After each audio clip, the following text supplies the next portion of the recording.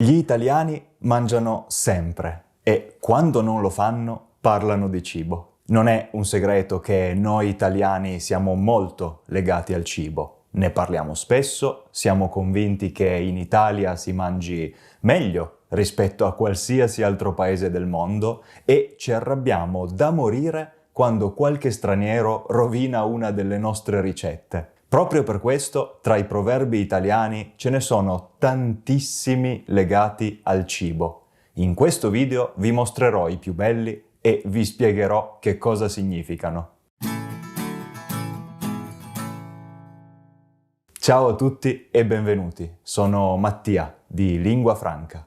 Trovate nuovi video sul canale ogni settimana, quindi non dimenticatevi di iscrivervi e di cliccare sulla campanella se state imparando l'italiano. I proverbi e i modi di dire sono una caratteristica importantissima di ogni lingua. Solitamente sono praticamente impossibili da tradurre mantenendo lo stesso significato e spesso ci permettono di esprimere concetti anche molto complicati con una sola frase.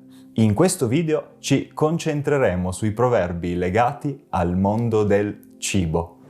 Iniziamo subito con uno degli alimenti più comuni sulle tavole italiane, il pane, presente in molti proverbi e modi di dire. Per esempio, se conoscete una persona molto buona e tranquilla, potete dire che quella persona è buona come il pane. Quando affrontate un progetto impegnativo in qualunque campo, avete trovato pane per i vostri denti, ovvero qualcosa che vi tiene impegnati e vi fa faticare. E se il progetto è lavorativo, alla fine del mese riuscirete a portare a casa la pagnotta, ovvero guadagnare il vostro stipendio.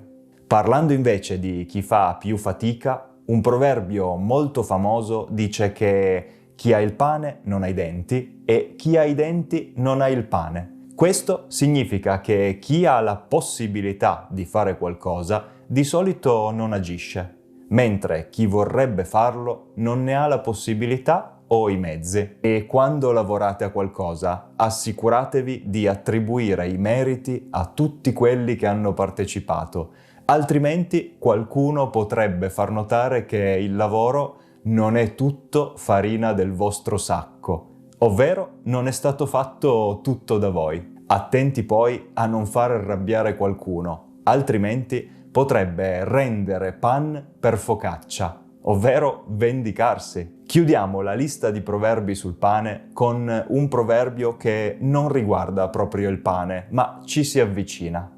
Le ciambelle, infatti, sono protagoniste del proverbio «Non tutte le ciambelle vengono col buco», che sta a significare che non sempre otteniamo i risultati che vogliamo. Lasciandoci alle spalle tutto ciò che riguarda il pane, passiamo ad alcuni proverbi più liquidi, e non c'è liquido più interessante del vino.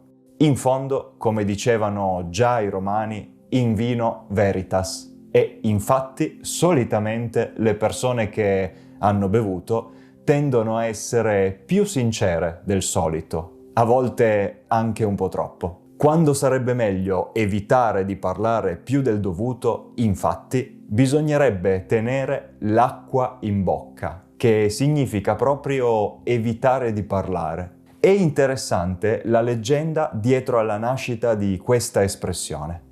Pare infatti che una donna molto pettegola chiese consiglio in chiesa su come smettere di spettegolare sui suoi compaesani. Il prete le consigliò di tenere in bocca alcune gocce d'acqua santa, senza deglutire, ogni volta che la donna avesse avuto la tentazione di farlo di nuovo. Da quel giorno, acqua in bocca è diventata l'espressione per dire a qualcuno di non condividere un segreto o un'informazione. Ma nonostante queste precauzioni, alle volte succedono comunque dei danni e in questi casi è inutile piangere sul latte versato, perché sicuramente questo non farà tornare il latte nella bottiglia e non risolverà i danni già fatti. A proposito di cose che è meglio non dire, Se fate notare a qualcuno che è molto basso, potrebbe rispondervi che nella botte piccola c'è il vino buono. Personalmente, essendo 1,85, non sono molto d'accordo con questo proverbio. Ricordatevi poi che è molto difficile avere la botte piena e la moglie ubriaca, ovvero ottenere tutto ciò che vogliamo senza accettare dei compromessi. E visto che sempre di liquidi si tratta, ricordatevi che gallina vecchia fa buon brodo. Certo, questo detto nasce dal fatto che la gallina diventa più saporita con il passare del tempo, ma oggi è usato principalmente per riferirsi alle abilità dei partner più adulti. Invecchiando, in fondo, è importante mantenersi in salute. Se volete farlo all'italiana, ricordatevi che una mela al giorno toglie il medico di torno e che buon vino fa buon sangue. Altro che i vlog di lifestyle, questi sì che sono consigli utili. Spostandosi sulle proteine, troviamo un bel modo di dire che potete usare per riferirvi a chi parla tanto ma non fa mai niente. Le persone così sono tutto fumo e niente arrosto. Tutto il contrario, invece, per le persone che cercano di fare fin troppo. Mettere troppa carne al fuoco significa proprio quello. Iniziare troppi progetti, troppe attività e non riuscire a seguire tutto quanto. Naturalmente, nei proverbi italiani, oltre alla carne, è presente anche il pesce. Si dice infatti che il pesce puzza sempre dalla testa, che significa che solitamente i problemi arrivano sempre da chi è a capo di qualcosa. Inoltre non dimenticatevi, soprattutto durante le vacanze, che l'ospite è come il pesce, dopo 3 giorni puzza. Vorrei spiegarvi meglio il significato di questo proverbio, ma se avete mai ospitato qualcuno in casa vostra per tanto tempo, sicuramente potete capirlo da soli. Alle volte, infatti, gli ospiti possono rimanere così tanto da rompere le uova nel paniere, ovvero rovinare i piani di qualcuno. E con questo siamo alla frutta, sia letteralmente, perché è arrivato il momento dei proverbi che riguardano la frutta, sia metaforicamente, perché questa frase si usa per indicare che qualcosa è arrivato al suo momento finale, solitamente non con un significato positivo. Un proverbio italiano ci ricorda che la mela non cade mai lontano dall'albero e significa che le persone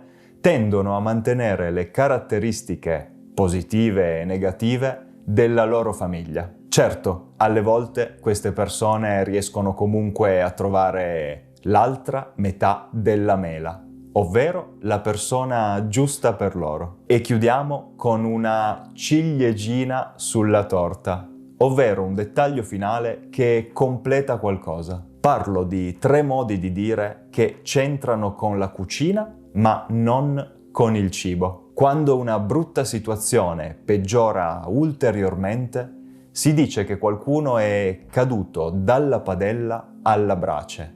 Già stare nella padella non era piacevole, figuriamoci nella brace. Se invece vi capita di confondervi per qualcosa di molto semplice, vi state perdendo in un bicchiere d'acqua ed è meglio cercare di evitarlo. È sempre meglio avere il coltello dalla parte del manico, ovvero avere il controllo della situazione.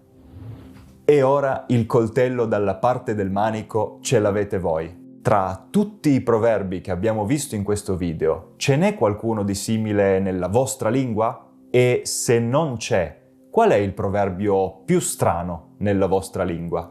Fatemelo sapere in un commento qui sotto. Leggerò i migliori nei prossimi vlog. E se il video di oggi vi è piaciuto, cliccate sul pollice in su qui sotto, iscrivetevi al canale e poi andate a vedere questo video per capire perché capite me, ma non gli altri italiani. Per oggi è tutto. Ci vediamo nel prossimo video. Buon italiano a tutti!